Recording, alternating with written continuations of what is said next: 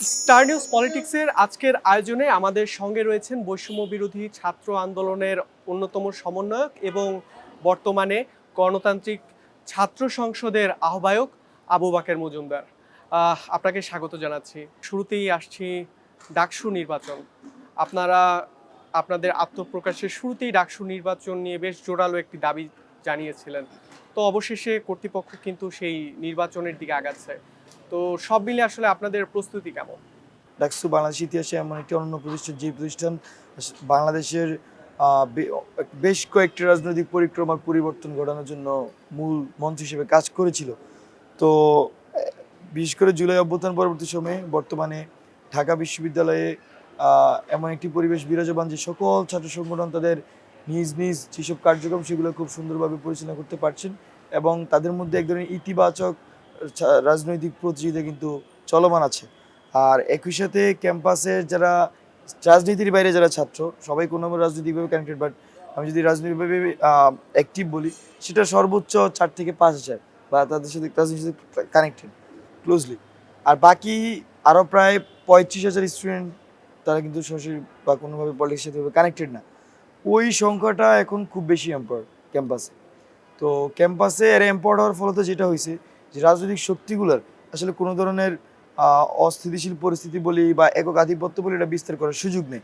তো সব কিছু মিলিয়ে ক্যাম্পাসের এখন যে পরিস্থিতি খুবই সুন্দর স্বাভাবিক পরিস্থিতি, এবং এই পরিস্থিতিতে ডাকসু নির্বাচন হলে বাংলাদেশ গণতান্ত্রিক ছাত্র সংসদ প্রশাসনকে যেমন সহযোগিতা করবে, এবং নির্বাচনও আমরা আরও শিক্ষার্থী যারা আমাদের মানসিকতা তাদের সাথে মিলে তাদেরকে নিয়ে আমরা একসাথে অংশগ্রহণ করবো।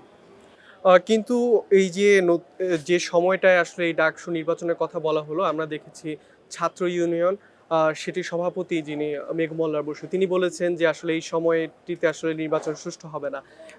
এবং এক সময় আপনাদের বৈষম্য বিরোধী আন্দোলনের সহযোদ্ধা উমা ফাতিমা তিনিও বলেছেন যে এখন আসলে পরীক্ষা চলছে আপনাদের ক্যাম্পাসে, এটি সুন্দর সময় নয়। তো সেক্ষেত্রে আসলে আপনাদের মন্তব্য কি?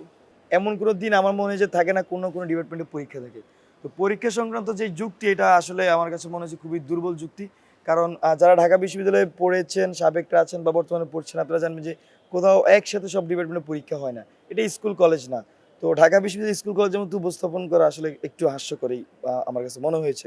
আর অন্যদিকে আপনি বলেছেন যে মেঘমুল্লা বসুর কথা বলেছেন, উনি বলেছেন যে এটি আসলে মানে এই সম্ভব না কর্তৃপক্ষের বলছেন। ইয়েতে সেটা হচ্ছে সুষ্ঠু হবে না। নির্বাচন কমিশনের কোথায় প্রবলেম সেটা সুনিশ্চিতভাবে বলা উচিত। তবে আমাদের দিক থেকে আমরা যেটা মনে করছি, নির্বাচন কমিশনের মধ্যে একটি পক্ষের একটু ইয়েতে বেশি, সংখ্যা বেশি, কিন্তু সেই এটা এখন পক্ষটি পর্যন্ত কারা আসলে? সেটা সাদা দলের আমি বলবো, বাট এখন পর্যন্ত এটা চ্যালেঞ্জ না। কারণ সাদা দল করবে বিধায় একজন লোক আসলে নির্বাচন কমিশন থাকতে পারবে না, এটা আমরা মনে করি না। তবে এটা একটা প্রশ্ন আমরা রেখে যেতে চাই, যদি এরকম তাদের কিন্তু নানা ধরনের সুযোগ আছে যে নির্বাচনে নিজেদের প্রভাব বিস্তার করার, কিন্তু আবার চাইলে খুব নিউট্রালভাবে সুন্দরভাবে সেই নির্বাচনটা পরিচালনা করতে পারে।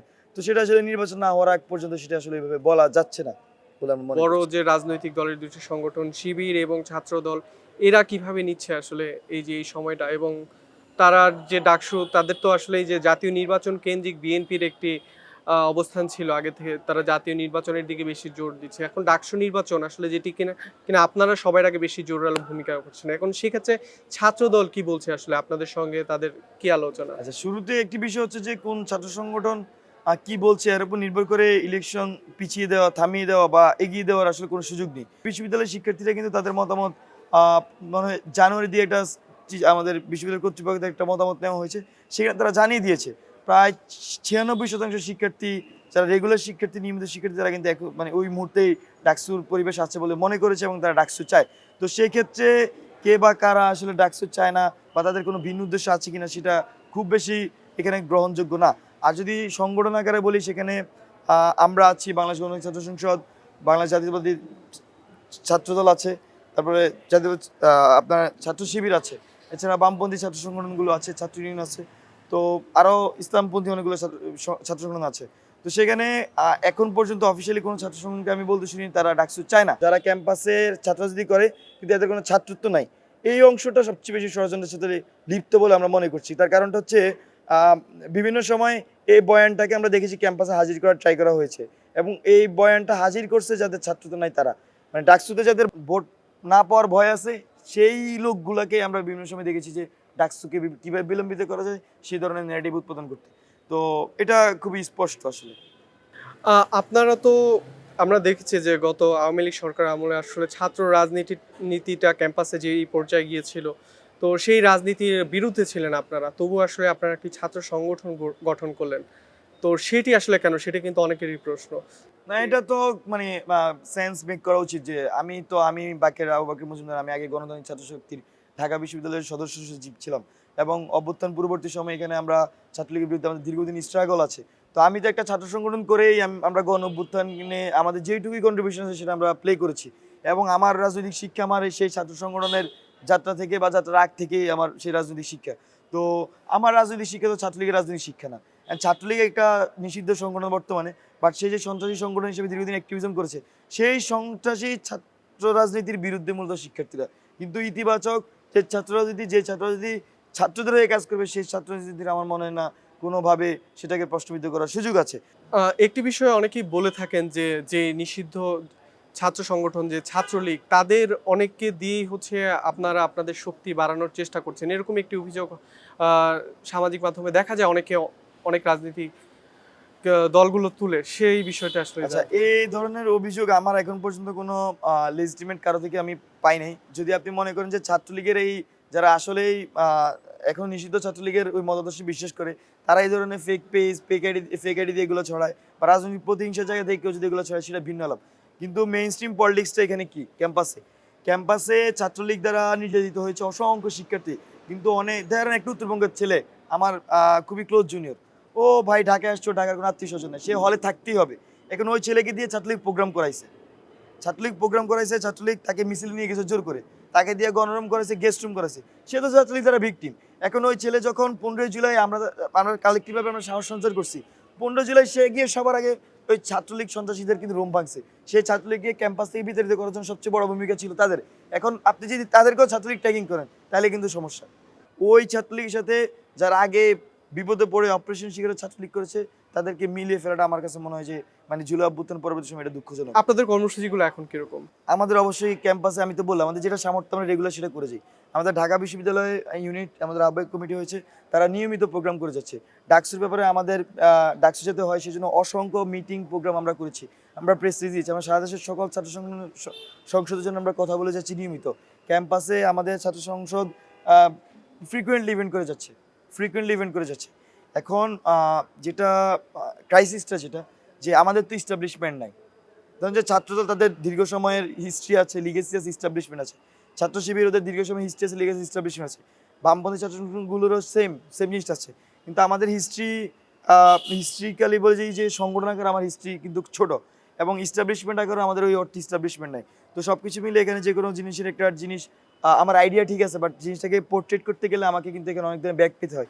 একদম শেষ প্রশ্নে যেতে চাই, যদি ধরে নেওয়া হয় আগামী বছরের ফেব্রুয়ারিতেই জাতীয় সংসদ নির্বাচন, সেক্ষেত্রে আপনাদের বাংলাদেশ গণতান্ত্রিক ছাত্র সংসদ, আপনাদের সংগঠনের ভূমিকা আসলে কি হবে এই জাতীয় নির্বাচনে? আপনারা কি এনসিপিকে সমর্থন দিবেন? জাতীয় বিষয়ে ছাত্র তো রিলেভেন্ট, যখন আমার বয়স 18 হয়েছে তখন আসলে আমার ভোটাধিকার দেওয়ার সুযোগ হয়েছে। তো জাতীয় ইলেকশন হলে সেখানে আমি একটি স্টেক হোল্ডার আমি মনে করি, এবং আমি না এখানে সকল শিক্ষার্থীরা যারা ভোটার এবং ভোটার না তারা স্টেক হোল্ডার জাতির অংশ হিসাবে, নাগরিক হিসেবে দেশের। তো এখানে বাংলাদেশ গণতান্ত্রিক ছাত্র সংসদ অবশ্যই আদর্শিকভাবে তারা জুলাইয়ের পক্ষে, জুলাই যেসব ধরনের জেন্টেলমেন্ট এগ্রিমেন্ট হয়েছে, লিখিত অলিখিত বা কথিত যেভাবেই হোক, যে জেন্টেলমেন্ট এগ্রিমেন্টগুলো সোসাইটিতে হয়েছে সেগুলোর পক্ষে যারা থাকবে তাদের পক্ষে আমরা থাকবো, সেগুলোর বিপক্ষে যারা যাবে তাদের বিপক্ষে আমরা যাবো। কেউ যদি এই ন্যাশনালিস্টকে কেন্দ্র করে কোনো সহিংসতা করতে চায়, বাংলাদেশ গণতান্ত্রিক ছাত্র সংসদের শিক্ষার্থীরা এবং সাধারণ শিক্ষার্থীদের সাথে নিয়ে তারা সেটাকে বাধা প্রদান করবে। সেটা কি এনসিপির পক্ষ হয়ে? এনসিপি কারো পক্ষ হওয়ার দরকার নেই, বাংলাদেশের পক্ষই করবে। ইলেকশনটা বাংলাদেশের, যেই করুক। যদি এনসিপিও যদি সে যায় যদি এই ভোট কেন্দ্র দখল করতে চায় সেখানে সে বাধা দিবে। বাংলাদেশ গণতান্ত্রিক ছাত্র সংসদ বাংলাদেশের পক্ষে কাজ করে, বাংলাদেশের শিক্ষার্থীদের পক্ষে কাজ করবে। যে জাতীয় নির্বাচনে যেই জুলাইয়ের যে আমাদের একটা জেন্টেলম্যান এগ্রিমেন্ট বা আমাদের অঙ্গীকার, সেই অঙ্গীকার বাইরে যাবে তাকে সে বাধাগ্রস্ত করবে এবং যে পক্ষে থাকবে তাকে সহযোগিতা করবে। আপনাদের এনসিপির সঙ্গে তো আদর্শগত মিল রয়েছে, সেখানে আপনাকে এনসিপির জন্য কোনো সমর্থন বা কোনো ধরনের প্রচারণা, বা এর আগে আপনি একবার বলেছিলেন আমাদের যে আপনাদের কেউ চাইলে হয়তো এনসিপির হয়ে সেখানে নির্বাচনে দাঁড়াতে পারে, এরকম কোনো বিষয়? এটা আমি এভাবে বলিনি, হয়তো আপনি অন্যভাবে উপস্থাপন হচ্ছে বা বুঝতে ভুল হয়েছে। এটা হচ্ছে যে বাংলাদেশ গণতান্ত্রিক ছাত্র সংসদের যারা রাজনীতি করছে এখন তারা তো ছাত্র রাজনীতি করবে। আর এখানে কেউ যদি জাতীয় রাজনীতিতে অংশগ্রহণ করতে চায় সেক্ষেত্রে অবশ্যই তার জাতীয় রাজনীতিতে অংশগ্রহণের সুযোগ আছে। কিন্তু জাতীয় রাজনীতিতে অংশগ্রহণের প্রক্রিয়াটা হবে যে সে একটা ট্রানজিশনের মধ্যে দিয়ে সে এনসিপি থেকেও যেতে পারে, অন্য যে কোথাও যেতে পারে। বাট যেহেতু আদর্শিকভাবে আমাদের সাথে এনসিপির মিল অনেক বেশি, সেক্ষেত্রে সেখানে যাওয়ার সুযোগটা আর বেশি আর কি আমরা মনে করি, কেউ যদি করতে চায় সেক্ষেত্রে। আবু বকর মজুমদার, আপনাকে অসংখ্য ধন্যবাদ। দর্শক, ধন্যবাদ জানাই আপনাদেরও। আবারও নতুন কোনো রাজনৈতিক আলোচনা নিয়ে আবারও হাজির হব। সঙ্গে থাকুন স্টার নিউজে।